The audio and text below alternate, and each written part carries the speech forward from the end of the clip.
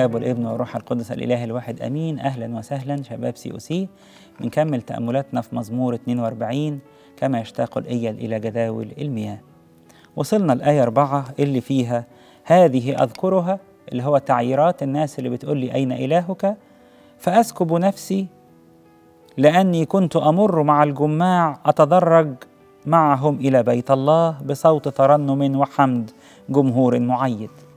إيه الصورة اللي بيرسمها لي المزمور هنا؟ صورة فرح عيد، صورة مجموعة من الناس موجودة، يعني شبه كده الشمامسة اللي بيجهزوا حالهم عشان خاطر رايحين يصلوا قداس العيد.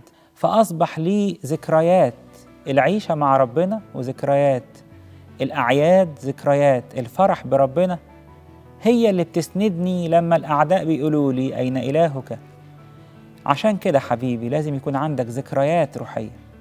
في فترة سهرات كياك خلي عندك ذكريات روحية. في فترة البسخة خلي عندك ذكريات روحية.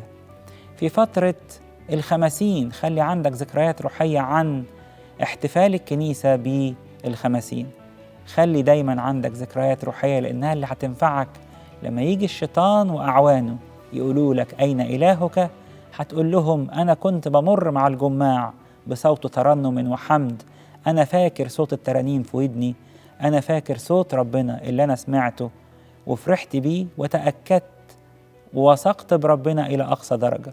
هو ده جمهور معيد. فبالتالي الإجابة على كل التساؤلات اللي قالها لي الشيطان قبل كده أين إلهك هي العبادة من قلب نقي، هي الفرح بربنا، هي إن ليا أصحاب روحيين حلوين محيطين بيا دايما كده بسمع صوتهم وبيرن في ودني صوت العبادة وصوت التسبيح. ربنا يجعلنا دايما فرحانين جوه الكنيسة، ويبقى لينا ذكريات روحية حلوة. له كل مجد وكرامة الآن وكل أوان إلى دهر الدهور كلها آمين.